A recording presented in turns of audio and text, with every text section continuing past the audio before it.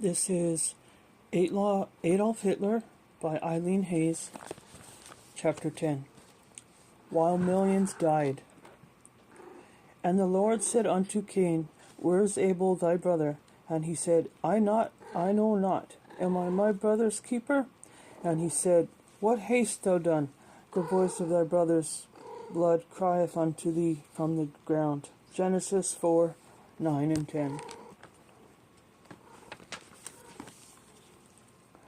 With 2020 hindsight, it is easy to look at what Hitler did and ask, how did he get away with it? Why didn't anyone stop him? Why didn't someone rescue the Jews? The answers to these questions are not easy. Some Germans, Jewish and non-Jewish, resisted the Nazis, and some voices of outrage were raised in other countries. None of the protests stopped or even seriously slowed Hitler's march of conquest and killing. International politics played an important role, as did the political, social, and economic situations in other countries. In the United States and Britain, the Versailles Treaty was widely viewed as unfair to Germany, France, which shared border with Germany, did not agree with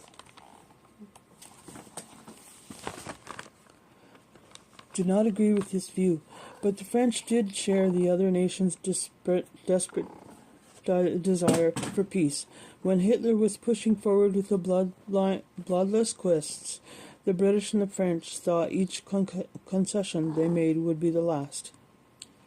When British Prime Minister Neville Chamberlain allowed the carving up of the Czechoslovakia, he was hailed in London because he seemed to have preserved peace. The United States, meanwhile, was determined not to get involved in another European dispute. Hitler took advantage of these attitudes, talking about peace while trying to break up peacekeeping alliances.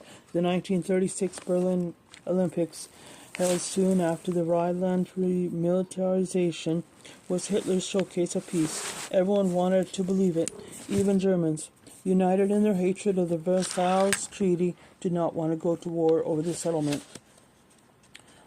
Why the world turned away.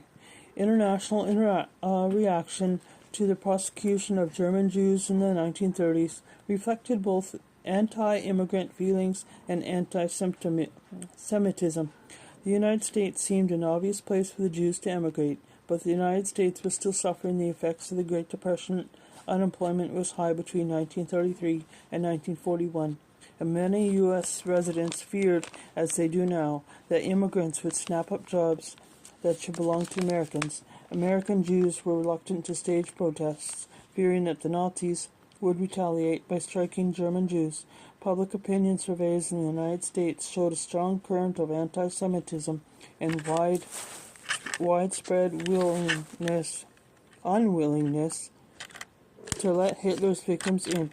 American politicians, including President Roosevelt, didn't want to take action against the wishes of voters.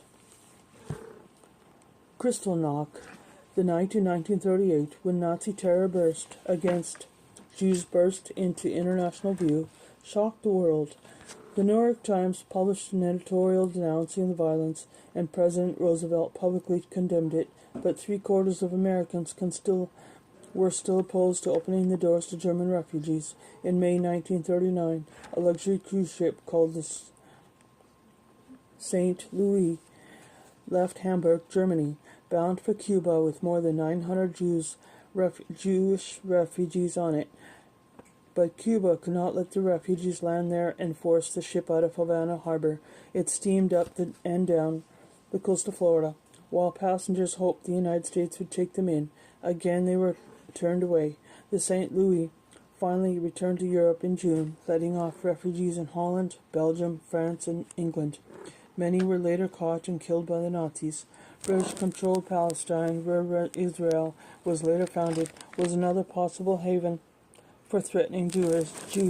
About 550,000 Jews already lived there in the 1930s, were willing to take in Jewish refugees, but the British did not want to anger Arab residents, and in May 1939, imposed tight restrictions on Jewish immigrants to Palestine.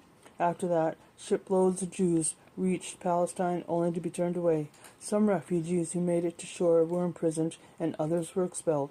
But it was during the war when the state-directed killing turned into systematic genocide that Hitler's victims most desperately needed help from the rest of the world. In the first year of the war, Hitler pushed the British off the European continent and subdued the French. As Germany continued to dominate the war, Jews were being concentrated into ghettos and camps. News of the Einstein-Gruppen killings were broadcast in Moscow in the summer 1941. Similar reports showed up in the New York Times that fall. As late as fall of 1941, Jews could have escaped by immigrating if there had been anywhere they could go. Then, in January 1942, the Final Solution Conference was held, formalizing the extermination plan. Word of the plan reached the United States within months. In May 1942, a Jewish organization in Poland reported in detail on gassings in Chimo and estimated that 700,000 Polish Jews had already been killed. Most important, it concluded that an effort was in progress to kill all European Jews. That August, a German industrialist told the U.S. government and American Jewish organizations that the Nazi had a plan to systematically wipe out Europe's Jews. The U.S. State Department dismissed the report as unbelievable. By this time, 2 million Jews had already been killed. Throughout that year, reports of deportations and slaughter filtered out to the West. From the variety of sources, one report named Treblinka, Belzec, and Sobibor as killing centers. President Roosevelt, who was popular among American Jews, knew about the genocide by the end of 1942. News of the Final Solution was published in the New York Times, but the Allies took no action on the news. Why? For one thing, the Holocaust was unfolding against the backdrop of war, and in 1942 the Germans were still winning. The United States, still ill-prepared for a global conflict, was tied up fighting the Japanese in the Pacific. And in November 1942, elections in the United States, immigration opponents gained a number of seats in Congress. They smashed efforts to open American doors. In addition, there was a problem of getting the Nazis to let Jews go. With Hitler controlling most of Europe, reaching potential victims was no simple matter for the Allies. In February 1943, Romania offered to help evacuate 70,000 Jews to any place the Allies chose. The U.S. state government rejected the offer, and the British likewise dismissed it. Jewish activists appealed to British Foreign Secretary Anthony Eden in March to try and get the remaining Jews out of Hitler's territory, or at least to send in supplies to help them. Eden rebuffed the plea, not because he thought such efforts would fail, but because he feared they might succeed. It was a fear the U.S. State Department shared. What if Hitler decided to let the Jews go? What could the Allies do with them then? By 1943, the American public was beginning to recognize what Hitler was doing. Anti-Hitler rallies drew thousands. Widespread calls for action finally prompted the Americans and the British to meet in April 1943 in Bermuda to discuss the Refugee Act question. No representatives of Jewish groups were invited. The 12-day-long Bermuda conference degenerated into an argument over a few thousand refugees in Spain. Its one concrete result was a camp that opened in months later in North Africa. About 600 people found haven there.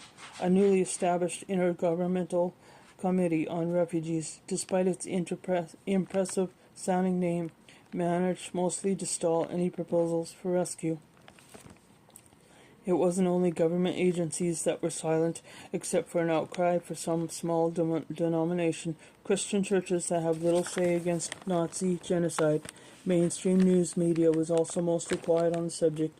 Holocaust stories usually appeared far from the front pages of major U.S. newspapers when they appeared at all.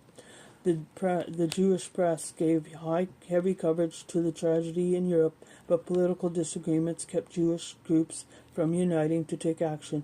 Some Jewish leaders wanted all possible efforts to be made to rescue Jews from the Nazis. Others, called Zionists, thought the rescue cause was hopeless and that energy and money would be better spent working toward the establishment of a Jewish state after the war. Within the U.S. government, officials quarreled over the rescue issue. Although the White House and the State Department stonewalled rescue efforts, the Treasury Department pushed for action. Pressure finally grew strong enough that in January 1944, President Roosevelt established the War Refugee Board, an agency whose job was to take concrete steps to help Hitler's Jewish victims. By this time, Roosevelt had known for more than a year that a genocide was in progress.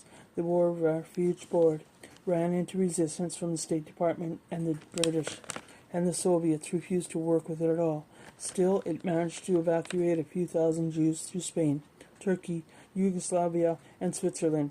It faced its biggest challenge in the spring and summer of 1944, when the Nazis stormed into Hungary to collect the 760,000 Jews there for deportation to Auschwitz.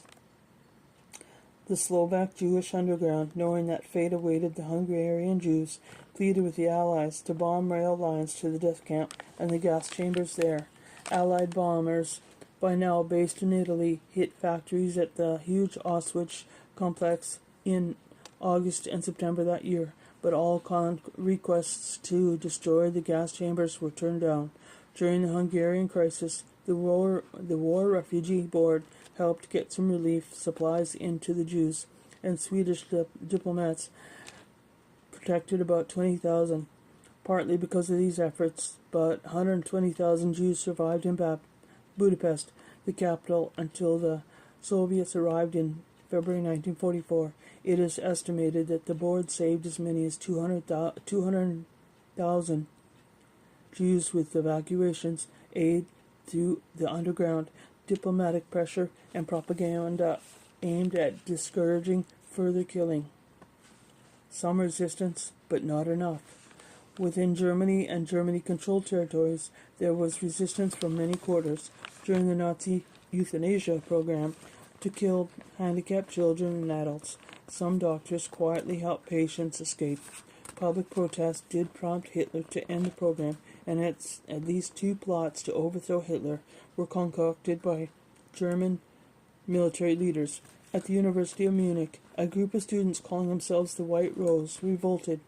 They were led by Hans Scholl and his sister Sophie, both former followers of Hitler who had become disillusioned after the disaster at Stalingrad in 1943. The students printed leaflets denouncing the sacrifice of lives and declaring, "Every word that comes from Hitler's mouth is a lie. His mouth is a stinking gate of hell, and his power is debased. Certainly one must conduct the battle against this National Socialist terror state with every national means." The White Rose uprising was short-lived. The Gestapo caught up with the Scholls, and they were quickly tried, convicted, and executed along with several other students and a professor. The German-occupied France. The government resisted Nazi demands that French Jews be turned over, and hundreds of non-Jews in France wore the Star of David in support of their Jewish countrymen. The governments of Denmark, Italy, Hungary, Finland, Slovakia, and Bulgaria also struggled to thwart the final solution. Poles chafing under Nazi rule and attacked German occupying forces in August 1944, but the Germans put down the uprising in 9 weeks and took brutal revenge on the rebels within the ghettos and the camps. Hitler's death machinery also met with resistance. The most notable uprising was in Warsaw Ghetto, when the Nazis were moving to clear the area and send the last Warsaw Jews to their deaths. After months of preparation, the captive Jews opened fire on SS invaders on April 19, 1944. The same day, the Allies opened their conference in Bermuda. Stunned, the SS men pulled out for the moment. The vastly outmatched Jews held off the Germans for almost a month, but in the end, those who survived the battle were either killed immediately or shipped to Nazi camps. Uprising in other ghettos came to similar ends, and in Auschwitz death camp on October 7, 1944, some Jews who feared they would not survive, to be liberated, smuggled explosives out of an arms factory, and blew up one of the crematoria. But none of it was enough. The Nazi killing machine kept churning out corpses right until the end. End of 10.